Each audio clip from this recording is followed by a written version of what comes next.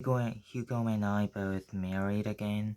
I married an Englishman, Derek Bryson. Bryson. He was the director of Tanzania National Park.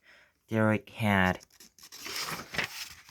Derek had been a fighter pilot in World War II, where he flew hurricanes.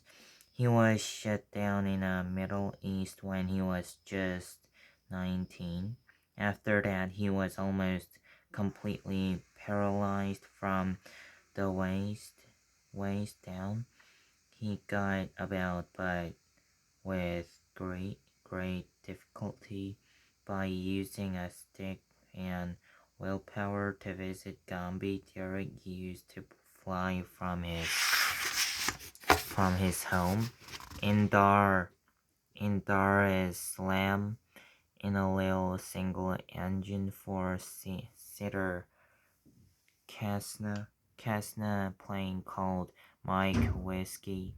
He sometimes flew her himself, but only when she was airborne.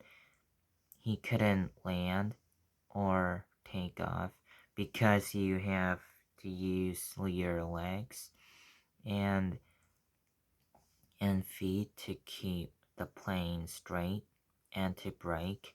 Sometimes Grub and I flew with him to visit one of Tanzania's other national parks. One day we flew from Dar es Salaam to a lovely wild park called Ruaha. Derek and the pilot were sitting together in the front. Suddenly they noticed something scary. A little plume of smoke was creeping out from in the instrument panel. We were flying over rugged country and there was now nowhere to land until we got to the Bush airstrip at Ruaha. That was 45 minutes away. Derek told us we should try not to worry. We talked of other things. The little wisp of smoke didn't go away, but it didn't get any worse either. At last we got to Ruaha.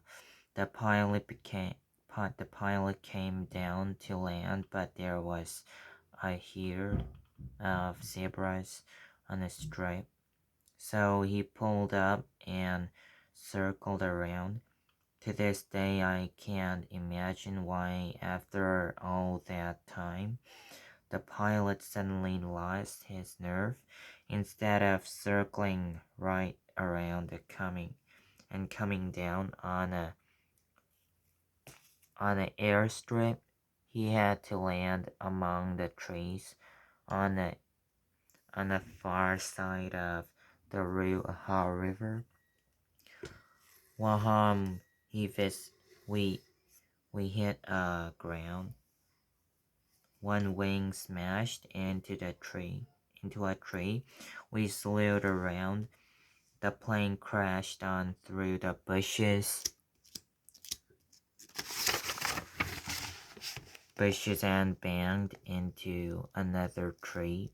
Finally, we came to a stop. The pilot opened his door, yelled, "Get out quickly, she's going up in flames," and was gone. I told Grub to follow him, but the door on Derek's side would open only about 2 inches. Then it hit the ground. The wheel on that side had buckled, so the plane sat at a crazy angle, the opposite wing high in the air.